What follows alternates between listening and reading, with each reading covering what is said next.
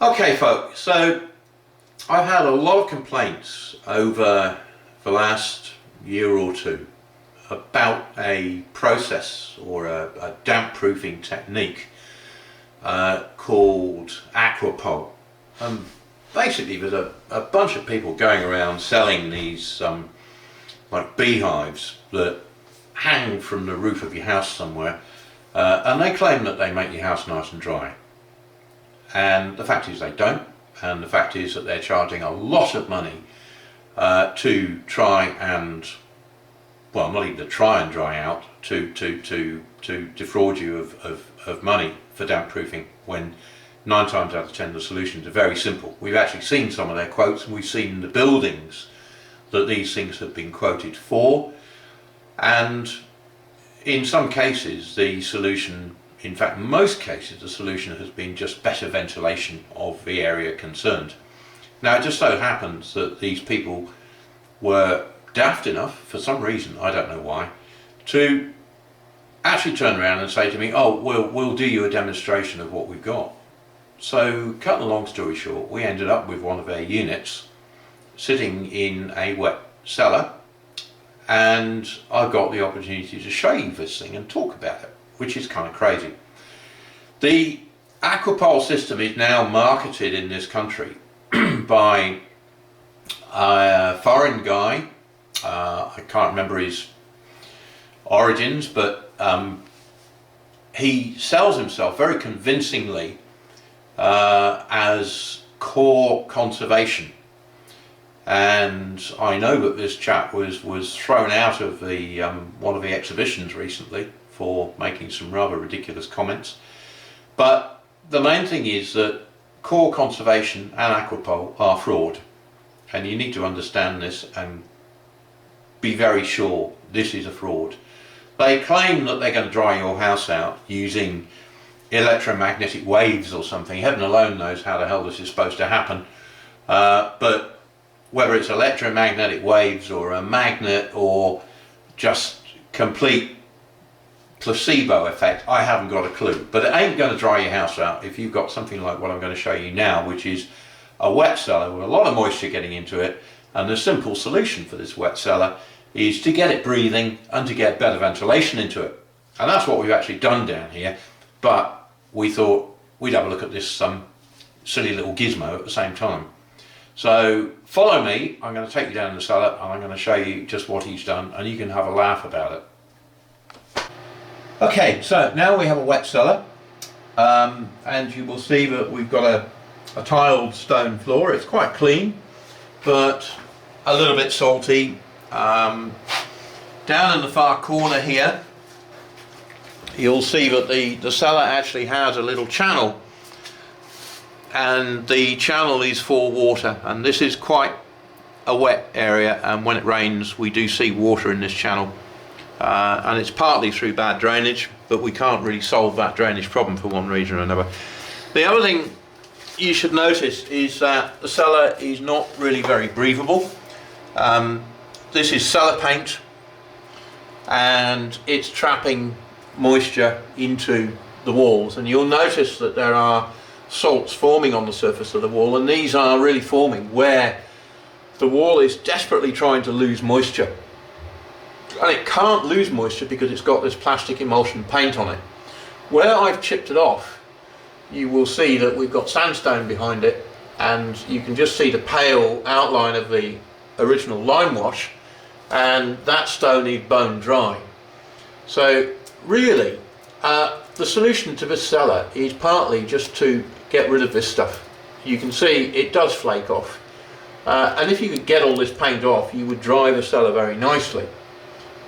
It probably wouldn't dry the floor, but you have to accept that some cellars are actually quite wet, and you can see here where there is almost dry brick, so it's not doing too badly. The main thing that we've got in here, and I will show you the other side of it, we've got a ventilation system that draws air from one side of the cellar behind the camera to this side and then takes it out. So we have a constant flow of air through, so any moisture that's evaporating into the air in the cellar is removed. And if you have a look at this wall, it's not been painted, and you'll see that this wall is a great deal drier. And we've got essentially dry stone. You can see right the way down here it's quite dry. There's not really a problem with moisture in it. This is dry lime plaster. It was plastered at one point. It's all the plaster's dropped off now, but you've still got dry lime here. It's perfectly okay. There's nothing wrong with it. It's nice and dry.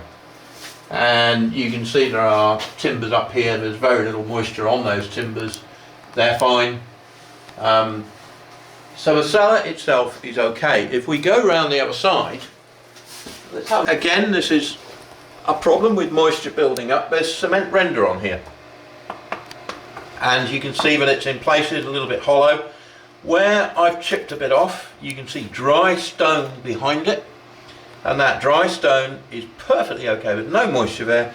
But you can see here that it's desperately trying to lose condensation that's formed within the wall behind the cement. When we take the cement off, the wall dries out. If we leave the cement on, the wall gets damp. So if you flick this off, the wall will dry out. And indeed, where we can see, and there is no cement on it, it is dry. And if you carry on through here,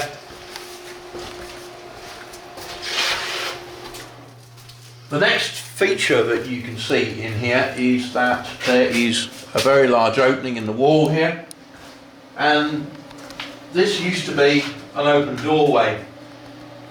And this is a problem that we get in many cellars in this country, in that people block up doorways. So if you imagine that this either had a door, or in most cases you'd have a coal chute with people originally tipping coal in. This actually had coal on the floor at one point. So there was an opening here, and there was air able to flow through the cellar from that opening up there to this opening here. Now there is no opening. It's all blocked up, so we've got a lot of moisture building up within the space, no ventilation. So we have to introduce ventilation now, and that's what these things are. It's a little bit rough, it's a little bit make do, but this happens to be a very good humidity controlled extractor unit, and this unit is firing up, it's sampling the air in the cellar, it then samples the air outside, and it looks for the best source of dry air. If the air outside is drier, then it will bring that air into the cellar, and it will exhaust damp air through the other vent. And if it's the other way around, it will find an alternative. So it's always looking for the driest source of air. And of course, if the air in the cellar is nice and dry anyway, it won't do anything. It will just tick over, and it will sample the air until such time as the humidity in the cellar gets too high, and then it will just extract that moist air. Now then, as you can see, we've got dry brickwork here. The cellar's drying out quite nicely. There's cellar paint, and you can see wherever there is staining, this yellow staining tends to indicate that there is moisture stress, and ideally we would take this off. But you can see there's no condensation on the walls are not wet, the timber's fine, everything up here is dry. We've even got steel beams here, and the steel beams, you've got evidence of past condensation. You can see where water has dripped, it's no longer doing it. There's timber in here as well, but the timber is not rotting. There's nice dry timber here, it's all fine. The only thing I don't like about this cellar is the use of kingspan, and what we've got here is kingspan insulation, and it's silver foil. And the problem with the silver foil is that it does attract condensation. So if you've got any moisture in the air in this cellar, it's going to condense on that foil. Which brings me to this thing. Now apparently, that is the answer to all of my damp woes. This is one of these aquapol damp defying objects, and people pay many thousands of pounds for these things. Heaven knows why. I have absolutely no idea what they do. The moisture levels down here have not changed since this was installed. They claimed actually when they put it in that we would have nice dry ground, that everything would be bone dry down here, and in fact it hasn't changed the moisture levels in the masonry at all. But hey, you know, this is it. This is what most people are quoted around £4,000 for one of these. And it's basically an empty bit of metal. I don't know. I think I'm going to have a play with it. I think it just unscrews. You might actually have a go at this because it's going to come down. So we'll see if it comes off. And if it does, we're going to take this up to the workshop and we're going to open it. Yeah, it is. It's unscrewing. It weighs nothing. God knows what's in it. Woohoo! There we go. It's a definitive moisture elimination technology. There we go. Can't get that clear. You get that? Definitive moisture elimination technology. Aquapol device. You still tip it up a little. You got it? I think so. There you go. So I think what we'll do, I don't know. Oh, they got a bit of wire here.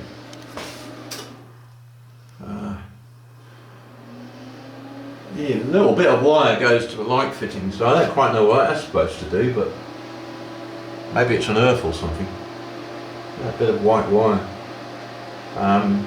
Anyway, so I think plan B, what we're going to do is we're going to take this apart and we're going to have a look. We'll see just what's inside this darn thing. So let's go upstairs and we'll take it apart and I'll show you. There may be nothing in it. Recorded. Okay, so we've got this aquapol definitive moisture elimination technology, whatever the hell that is. Aquapol device. It says it's using the aquapol system. Now, I've no idea what the flaming heck this is, but it's weird. So, drill, rivets. So we're gonna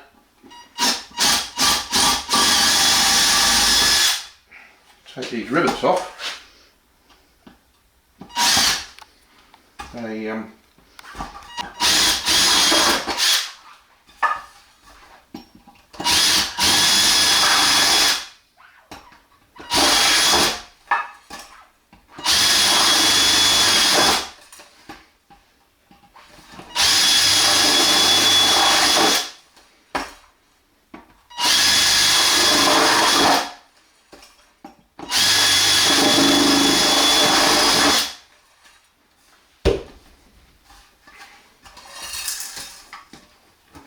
There we go.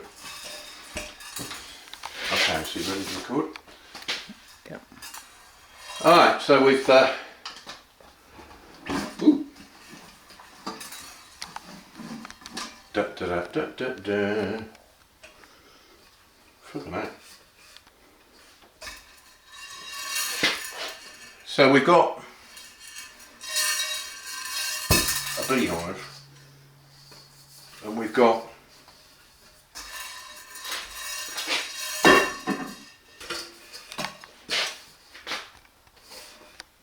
a weird green thing. I think we'll have a look at what that's made of.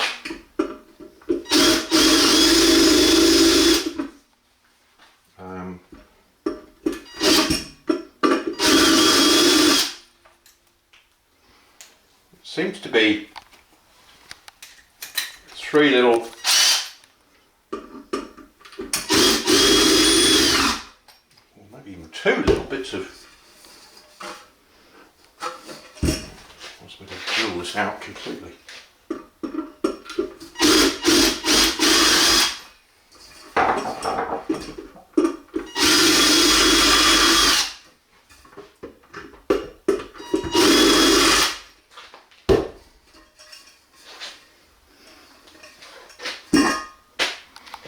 Well, folks,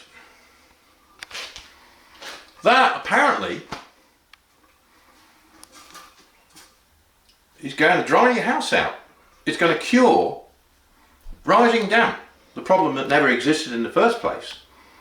I mean, to understand rising damp, you just got to understand the basics of condensation within a wall and temperature differences. How? A couple of bits of plastic with, I don't know, it looks like a swirly bit of tin foil stuck to it.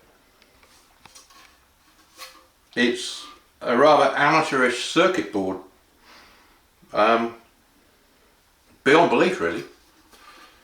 And that is what people are paying tens of thousands of pounds for. I've seen some of these guys' quotes. This is the fraud that is being promoted by a company called Aquapol, or their English people that are flogging it, Core Conservation.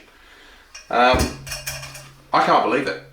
This is just beyond comprehension, but this is supposed to stop damp. Well, there you go, guys. What else can I say? When you pick yourself up off the floor, and some of you who will probably realise that you've actually been conned, and people have taken money off you for this rubbish. I don't know what this cost to make. Probably a couple of bits of tin, a pound, a couple of bits of circuit board, probably another £1. And you're being charged £4,000 for the unit, and God knows how much else on top of that. And I've actually read some of their comments, their quotes, and the interesting thing about the quote is that they do lots of testing and lots of examination of the building, and they say, well, actually, in order for it to work properly, we do recommend breathability. And they're very clever, because what they do is they tell you to do all of the things that we would tell you to do. They focus on breathability. They focus on, you've got cement render on the wall, you really need to get that render off. If you don't get it off, this may help, but actually it's going to be a lot quicker to dry the house out if you take the render off. Quite often they'll go in and take the render off anyway and say, right, now your house will dry out because you've got this wonderful gizmo, and we guarantee that it will dry out. Well, of course it's going to dry out. I'll guarantee it's going to dry out, and I don't need to use a green gizmo like this with a magnet or something in it. All you need to do is do the right thing, which is diagnose it properly, and generally speaking, damp areas like that cellar will stay very dry if you allow the structure of the cellar to breathe, if you gently heat the area so that it's not cold, and if it's not cold, the walls won't be below dew point, and if at the same time the total moisture content of the area is such that it is low enough that you don't reach the dew point. So basically you stop condensation from forming in that area and within the walls themselves, and then you have a lovely dry cellar. So you ventilate it, you keep it slightly warm, problem solved. If you've got a broken drain, well, okay, let's fix the broken drain. But other than that, that's all you need to do. And I probably get on average something like 5 to 10 inquiries a week from people with wet cellars, and 90% of those are solved very simply and very easily by using that little prescription, the fixing the drains, having a look at ventilation. And you know, we have one client we're working with at the moment who's got a beautiful, beautiful house in London. It's one of the original Victorian places in London that's being preserved as it was built. It is superb. It's obviously a very expensive, very valuable house. But what we've done is we've taken a slightly wet basement in that building that had a lot of damp problems. We've taken all of the modern materials out, we've put a limecrete floor in it, and we've introduced humidity controlled ventilation using the RHL unit, Ray Hudson's units, the RHL humidity controlled extractors. And guess what? It's warm and it's bone dry, and none of the problems that were there are still present. And we've done that in a matter of 6 months. And we've not had to spend money with one of these stupid things. So I think that's it, folks. I've wanted to take this apart for a while, and I thought I'm going to wait for a suitable time to come along when I just open it up and look at it, and I can't believe this. People can actually get away with selling this kind of crap, making money out of it, and conning the public. So please remember, aquapol, a bloke called Val somebody or other, and core conservation. Not something that you want to go near. Over and out.